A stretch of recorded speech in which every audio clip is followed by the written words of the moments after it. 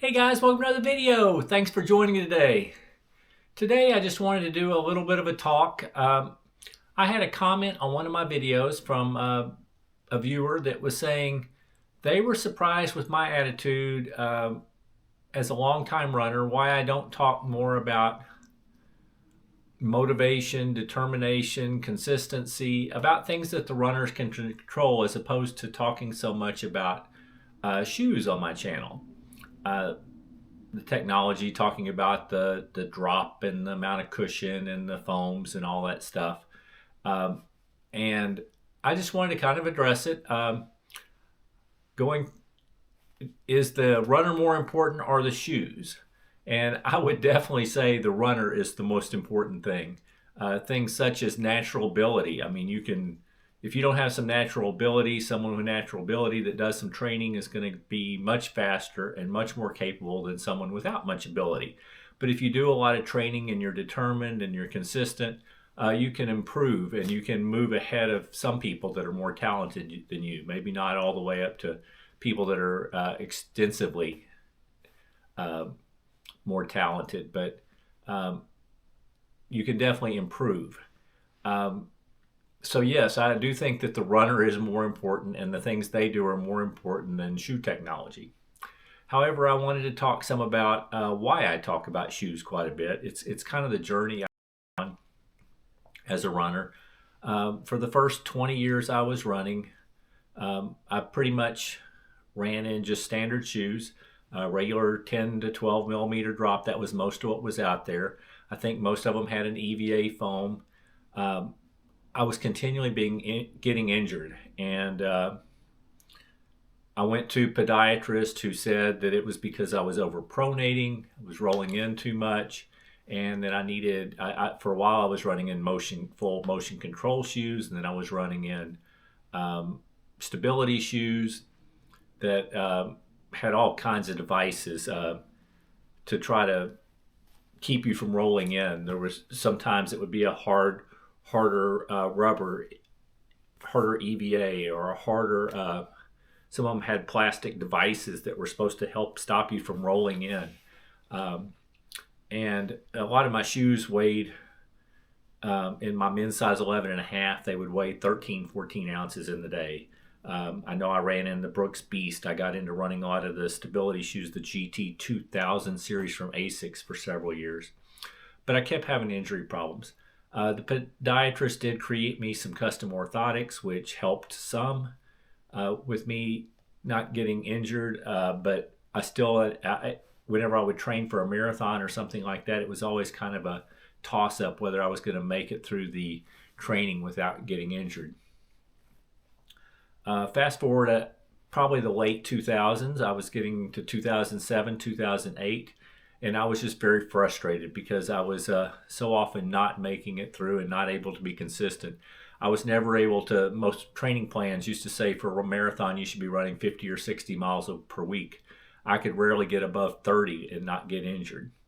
So I started looking into different methods. I looked into uh, the pose method by Dr. Nicholas Romanoff, who has you more forward and has you running in more minimal shoes. I looked into the Chi method of running, where you're more forward. And anyway, I started looking into those, started researching them, and then the Born to Run book came out and talked all about natural running and going to barefoot and shoes like that.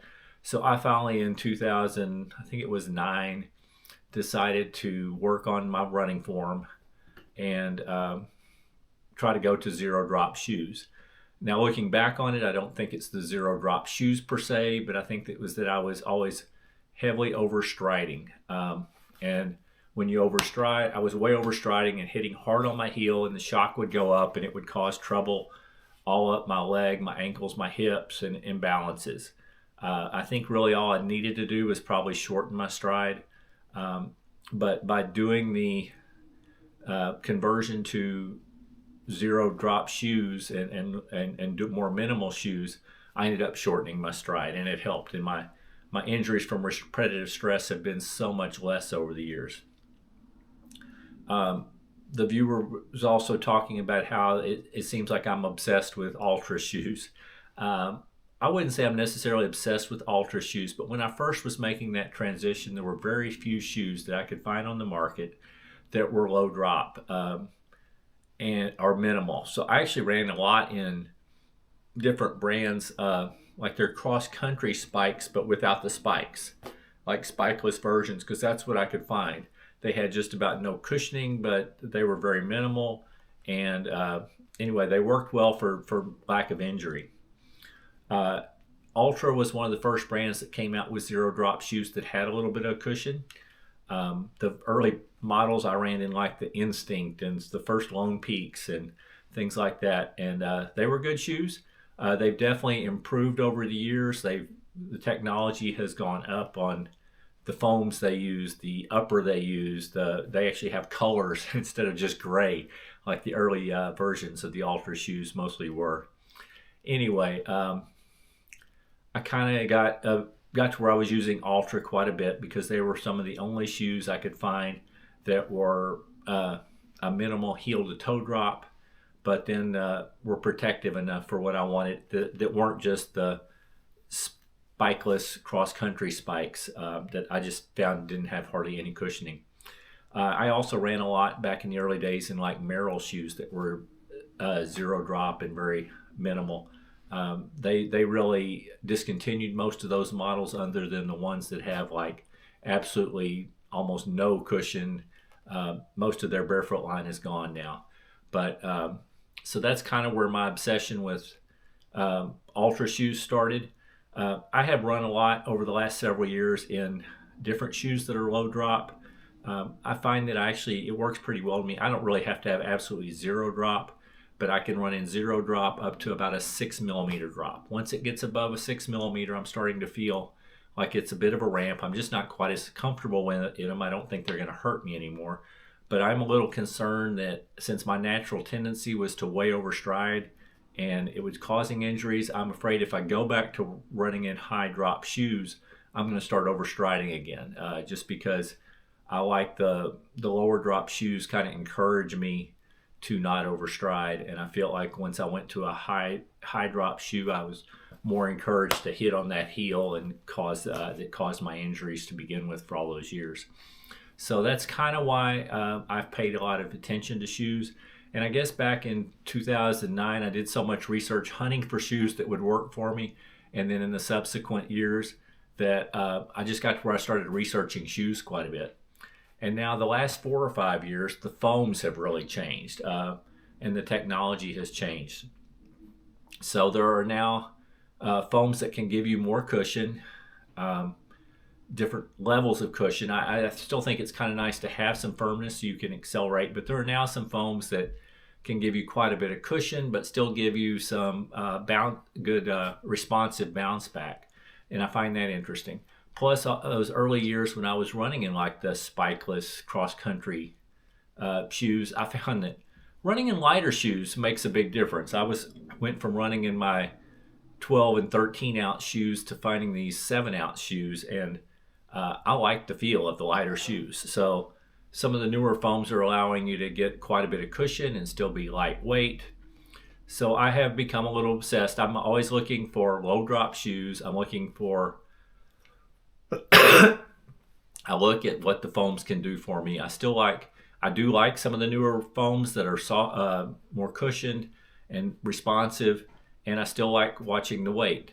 I have found that you can kind of, for different conditions, find different shoes that work better. So I like a really highly cushioned shoe. I'm getting older and I have some back problems, so having some extra cushion for a long run is nice. But I still find something a little lighter and more responsive better for doing my hard days or my training days.